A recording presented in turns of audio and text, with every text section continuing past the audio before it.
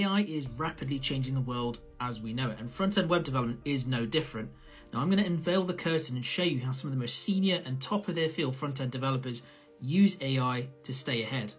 So let's go. First up is UI. Is a bit of a weird name, but essentially it takes sketches and designs you do on paper and turns them into fully prototyped designs in Figma with complete reusability, components that you can move around and reuse in other parts of the designs, and it can even match existing themes and styles of your current website. Now this is great if you have low design resources, if you just need a quick design for a feature or a new small page.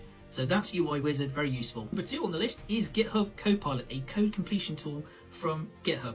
Now, a lot of companies ban the use of AI completion tools. This is because a lot of the information that they have in their code or in their database, they don't want that filtering through these companies, through the telematics that they send to those companies. So GitHub Copilot is one of those few code completion tools that you can use, and it is safe to use.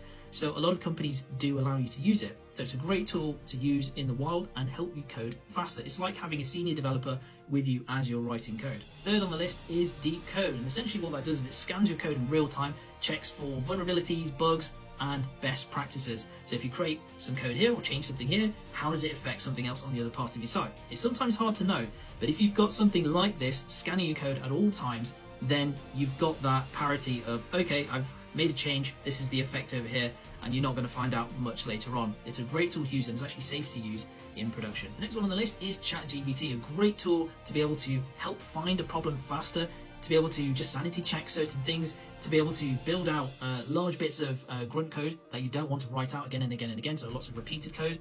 But I would be very careful about putting production code into ChatGPT, just because it isn't always considered super safe to be putting sensitive data or code from a production database for a company into there, and generally you're better off using something like GitHub Copilot or Supermaven or something like that to essentially handle solving a code problem in your IDE or text editor.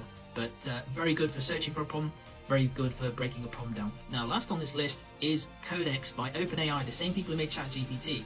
If you want to add AI to your project, Codex is the one to do it. If you want something where you have a text input or a text prompt that you feed into it and you can get an AI output, then this is a great one to add to your project. And a lot of developers use this as a wrapper, as a feature in their site. So those are the AI tools that are giving front-end developers superpowers. So if you want to stay ahead of the curve, learn them today.